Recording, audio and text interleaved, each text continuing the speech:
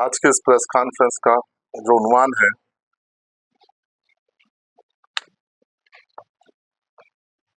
कि कल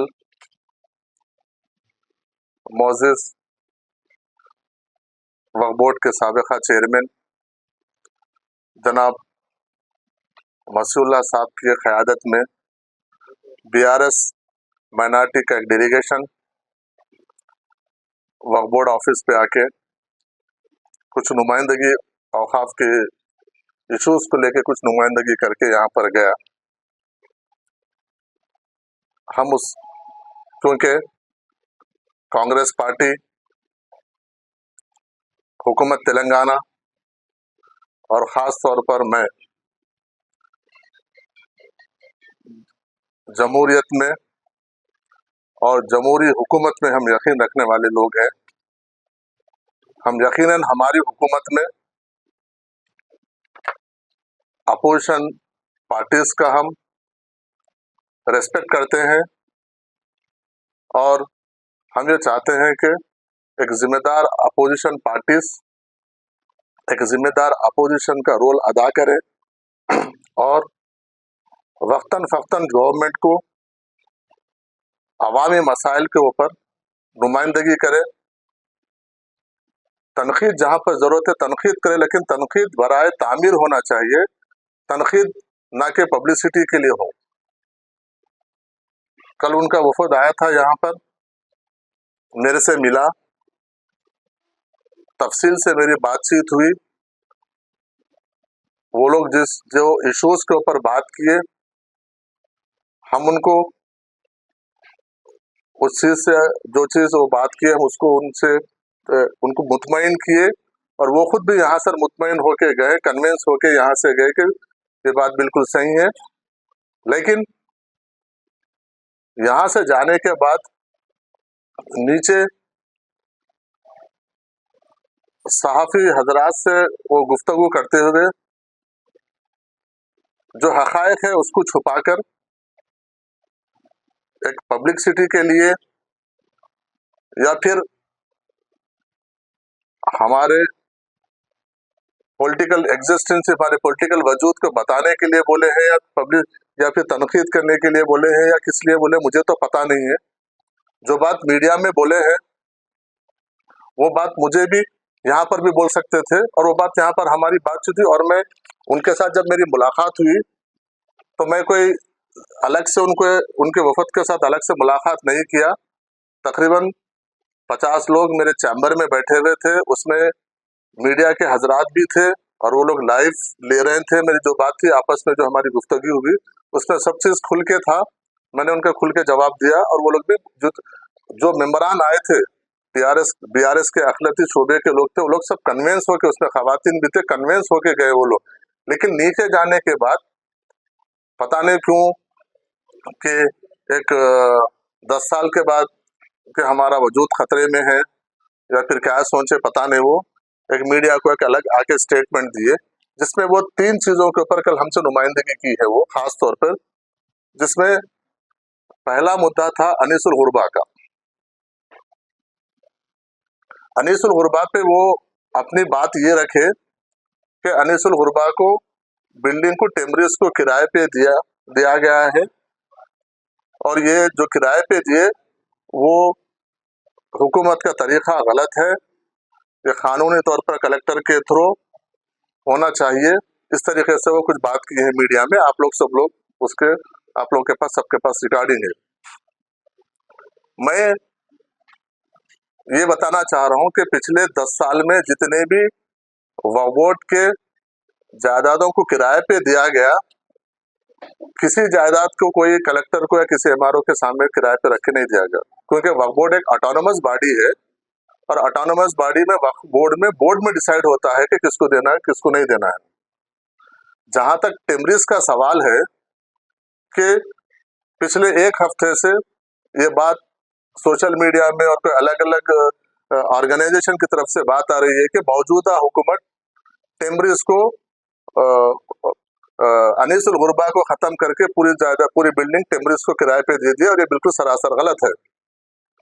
मौजूदा हुकूमत में कोई ऐसा फैसला नहीं हुआ है। ये फैसला पिछले हुकूमत में हुआ है। और जहां तक ये टेमरिस की बात है, ये टेमरिस को किराए को देने के लिए वक्फ बोर्ड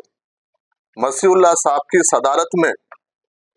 27/9/2023 27/9/2023 के दिन बोर्ड के मीटिंग में एजेंडा नंबर 56 में वो बोर्ड के मीटिंग में फैसला लिया गया कि ये टेमरिस को 5 रुपए में पर स्क्वायर फीट में 1,45,000 स्क्वायर फीट पूरी बिल्डिंग, क्योंकि टेमरिस की जो बिल्डिंग है वो अनिसुल हुरबा 400 चिल्लर मुरब्बा गज के ऊपर थी। उसके बाद गवर्नमेंट से 4,000 गज लिया गया, गवर्नमेंट दी है, तो उसके बाद वो अभी जो है टोटली वो 4,800 चिल्लर गज पे वो बिल्डिंग है, जिसमें जो अभी बिल्डिंग्स के जितने फ्लोर्स है अगर उसको स्क्वायर फीट में लेंगे तो जो बिल्डअप एरिया है 1,45,000 स्क्वायर फीट जमीन 5 रुपए के हिसाब से 27/9/2023 को आइटम नंबर 56 बोर्ड में ये रेजोल्यूशन पास करके मसीउल्लाह साहब चेयरमैन की मौजूदगी में ये भेजा गया।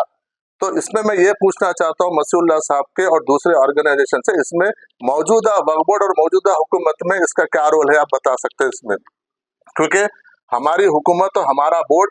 आवाम को जवाबदेह है, किसी शख्सियत को जवाबदेह नहीं है। इसलिए मैं आपके मीडिया के जरिए मैं ये बात आवाम तक पहुंचाना चाह रहा हूँ, कोई अनिसुल हुरबा में देने में कोई मौजूदा हुकूमत का कोई रोल नहीं है। ये बाज़ाब्ता वक्फ बोर्ड में पिछले वक्फ बोर्ड के चेयरमैन की सदारत में ये रेजोल्यूशन पास करके 5 रुपए के हिसाब से अनिसुल हुरबा को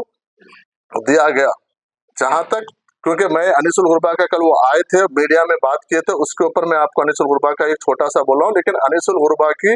मौजूदा मौक़िफ़ और आगे हमारा जो प्लान है, इंशाल्लाह हम अगले हफ्ते हम आपके साथ तमाम में मीडिया के जरिए मैं आवाम तक इस बात को पहुंचाऊंगा कि अनिसुल हुरबा की को कैसा हम कायम रख रहे हैं और कुछ और क्या बेहतर हम उसमें कर रहे हैं, उसके ऊपर हम तफसीली अगले हफ्ते हम आपको बात करेंगे। दूसरी बात यह है कि हमारे चेयरमैन साहब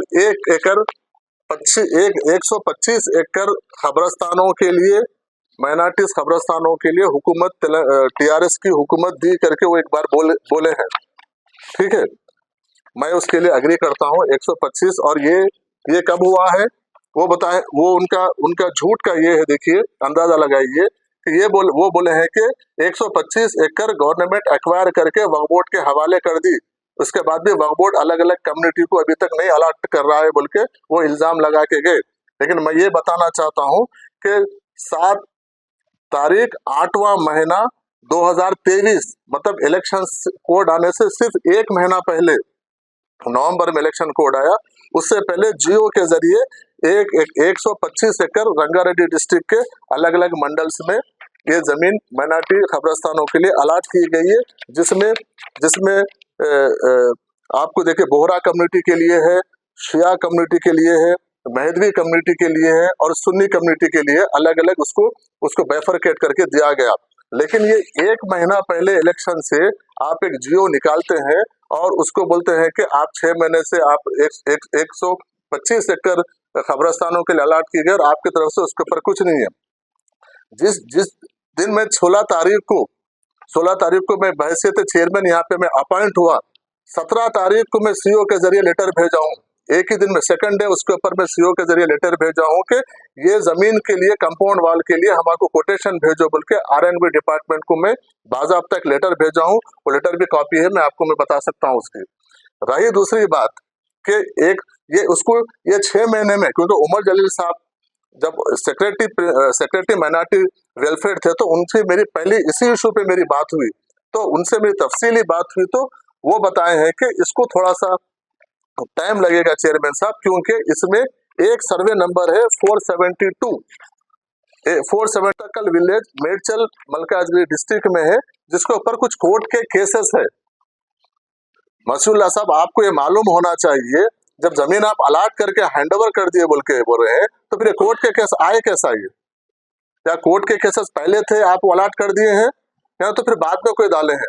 लेकिन उसके बावजूद भी हम इसको सीरियस लेके मैं उमर जलील साहब के पास गया, डिस्कस किया डिस्कस करने के बाद उन्होंने खुद बोले कि इसके ऊपर कोर्ट के केसेस है, एक बार कोर्ट के केसेस क्लियर हो जाएंगे इसके बाद फिर हम इसका आगे प्रोसेस करेंगे। तो इंशाल्लाह मैं बोलना यही चाह रहा हूँ कि 125 जो खबरस्तान 125 एकड़ की जो खबरस्तान की जमीन है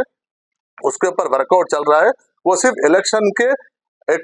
इलेक्शन का एक चॉकलेट के जरिए जैसा देने के जैसा 8वें महीने में सिर्फ जियो निकाल के चले गए वो, जिसमें एक 37 एकर्स के लैंड के ऊपर केस चल रहा है। आप 125 एकड़ देने का वादा कर रहे हैं, आपकी हुकूमत केसीआर साहब बोल के आप बात करके चले गए, जिसमें से 37 एकर्स पे कोर्ट का केस चल रहा है। तो आप कैसा बोलते हैं कि हैंड ओवर करे बोल के आप, ये बिल्कुल सरासर गलत है। और तीसरी बात यह है कि वक्फ बोर्ड के जो बगल में जो बाजू आपको नॉर्थ साइड की जो बिल्डिंग है 7 फ्लोर के जो स्लैब है जिसके ऊपर ग्राउंड फ्लोर 2 सेलर और 7 फ्लोर की जो बिल्डिंग है, ये देखिए 5 अक्टूबर, ये भी 8वें महीने में ही हुआ है। 5 अक्टूबर 2023 को ये जियो आरटी नंबर 108 में, जिसमें उनको इतना तक नहीं मालूम है, वो चेयरमैन कर चुके थे, 20 करोड़ रुपए बोले, वो 20 नहीं 23 करोड़ रुपए है, वो 23 करोड़ रुपए तेलंगाना हुकूमत की जानिब से एक जियो आया, जियो आरटी आया। जियो आरटी का वैलिडिटी सिर्फ 3 साल की होती है, जियो एमएस अगर होता तो 10 साल की वैलिडिटी होती है। मतलब वो उनको माइंड में था, उनको ये और कॉन्फिडेंस था कि सरकार हमारी वापस आ रही, 3 साल में इसका वैलिडिटी खत्म हो जाती, जियो आरटी खत्म हो जाता, हम हाथ उठा देंगे 23 करोड़ रुपए से। लेकिन वक्त या तो ये इलेक्शन 1 महीने के बाद आ रहा, हम तो अभी जियो दे देंगे करके ये क्या किए, ये अक्टूबर 2023 को 23 करोड़ का लेके आए। लेकिन और एक भी चीज बता रहा हूं मैं, आप कल आप कल ये दावा करके गए कि अमाउंट रिलीज हो गया, अभी तक काम शुरू नहीं हो रहा। अक्टूबर 5 तारीख को जो 2023 को जो जियो आरटी नंबर 108 आया, उसमें सिर्फ एडमिनिस्ट्रेटिव सैंक्शन है, बजट एलोकेशन नहीं है, सिर्फ एडमिनिस्ट्रेटिव सैंक्शन दी गवर्नमेंट उसके ऊपर बजट आने का है, बजट रिलीज होने का है, उसके ऊपर अभी तक कोई कार्रवाई नहीं हुई। इसलिए मैं आपको ये बोलना चाह रहा था कि बेशक हम भी 10 साल तक अपोजिशन में थे, हम भी हुकूमत से अलग अलग इश्यूज के ऊपर हम नुमाइंदगी किए, लेकिन नुमाइंदगी तनकीद भी हो तो तनकीद बराए तामीर होना चाहिए। क्योंकि मैं कल उनको बोला हूँ कि भाई हमारी जो सोच है, हमारी पार्टी की सोच, हमारी हुकूमत, आप जितना हो सकते अक़लियतों के ऊपर, मिली बहबूदी के ऊपर जो भी इश्यूज है आज हमारे नॉलेज में लेके आइए, हम उसको बराबर आपकी एडवाइस को रिस्पेक्ट करेंगे। और मैं मसीहुल्लाह साहब को ये तक बोला हूँ उनके वफद के सामने कि पिछली गवर्नमेंट के जो भी अच्छे काम रहेंगे हम उसको आगे बढ़ाएंगे, और जो काम अक़लियतों के कौम के नुकसानदेह रहेंगे उसके ऊपर बराबर इंक्वायरी करेंगे, हम उसके ऊपर एक्शन लेंगे, नहीं तो हम उसको बदलने का काम करेंगे। लेकिन जो आप लोग के दौर में जो अच्छे काम है, यकीनन हर अच्छे काम को हम आगे बढ़ाएंगे। लेकिन मैं आपको अभी भी वही बोल रहा हूँ कि बीआरएस पार्टी को आप बौखलाहट का शिकार मत होइए, क्योंकि अवाम आपको 10 साल का आपका जो इख्तिदार था उसको देख के आपको रिजेक्ट किया। जो भी है हक़ाइक़ से सामने आइए। मैं आपको कल बात किया हूँ, सब चीज मैं यही बात उनको भी समझाया हूँ, तो वो हक़ाइक़ से यहाँ पर तो वो लोग कन्विंस होके, लेकिन मीडिया में जाके कुछ पब्लिसिटी वगैरह के लिए तो कुछ करने की कोशिश की है। इसलिए मैं आपके जरिए अवाम को बताना चाहता हूँ कि ये जो कल जितने भी 3 वादे जो बात की है वो टीआरएस के गवर्नमेंट में हुआ है। अनीसुल हुरबा को 5 रुपए से उन्हीं की हुकूमत ने दी 1 लाख, और पूरी की पूरी बिल्डिंग में वक्फ बोर्ड पे रेजोल्यूशन रख के उन्हीं के सदारत में हुआ सो है। 23 करोड़ रुपए का एडमिनिस्ट्रेटिव सैंक्शन दिए खाली, लेकिन उसके ऊपर कोई अमाउंट और बजट रिलीज नहीं हुआ है। उसके साथ साथ 1,125 एकड़ की जो है वो कोर्ट के केसेस चल रहे हैं, वो कोर्ट के केस चलने वाले जमीन मुसलमानों को अलाट करके उसको कोर्ट में डाल के छोड़ दिए। इसलिए ये सच्चाई है, ये सब अवाम को इसको जानने की जरूरत है। और मैं कल उनके वफद को ये भी बोला हूँ कि वक्फ बोर्ड आने वाले दिनों में हुकूमत और तेलंगाना हुकूमत और वक्फ बोर्ड किराएदारों को ले लेके और खाबजीन को ले लेके एक मुहिम शुरू कर रहा है। इसमें आप लोग हमारा ताउन कीजिए, हमारा साथ दीजिए, ताकि आपके 10 साल में जो अब लूटन लाटी हुई कम से कम उसका तो कफारा अदा होगा। इसलिए मैं उनको बोला हूँ, और वो लोग भी इस ताल्लुक से वो भी इत्तेफाक किए कि हम भी बराबर इसका हम इसमें हमसे जो भी हो सकता है हम इसमें ताउन करेंगे। बस यही आप लोग के जरिए मैं अवाम को, कौम को, क्योंकि ये एक वाहिद हुकूमत में एक वाहिद इदारा ऐसा है जो जिस नीयत से हम काम कर रहे हैं, एक वाहिद इदारा ऐसा है जिसमें दुनिया में भी पूछे और आखिरत में भी पूछे, वही नीयत से वही इखलास से हम यहाँ पर काम कर रहे हैं। इंशाल्लाह आप आवाम हमारी ताकत है। आप इस वक्फ बोर्ड को बचाने में, वक्फ बोर्ड की जायदादों को बचाने में, वक्फ बोर्ड को कोई भी चीज करने में आपका ताउन हमारे लिए जरूरी है। हम कोई भी हमसे फलाह बहबूदी के काम होते हैं, वक्फ बोर्ड पे कोई भी मसाइल होते हैं, हम आवाम के साथ रुजू होंगे, आवाम के डोमेन में, आवाम के कोर्ट में लेके जाएंगे। आवाम का जो फैसला रहेगा उसके हिसाब से हम वक्फ बोर्ड में आगे काम करेंगे। बहुत बहुत शुक्रिया। Modern trends readymade menswear collection पेश करते हैं आपके लिए आला अक़साम व मियारी मलबूसात। हमारे यहाँ formal, partywear, jeans, T shirt और ट्रैक पैंट्स के वसी वैरायटीज दस्तयाब है। इसके अलावा मर्दाना घड़ियाँ, सनग्लासेस और मियारी जूतों का शानदार कलेक्शन भी। ऑर्डर्स पर इम्पोर्टेड अशिया भी हासिल की जा सकती है, तो देर किस बात की, आज ही चले आएँ। हमारा पता है मॉडर्न ट्रेंड्स, बीबी का चश्मा रोड, टिकलकुंडा, फलकनुमा, हैदराबाद। मज़ीद मालूमात और राब्ते के लिए प्रोपरेटर मोहम्मद इमाद अहमद से रब्ता करें। 9959541435।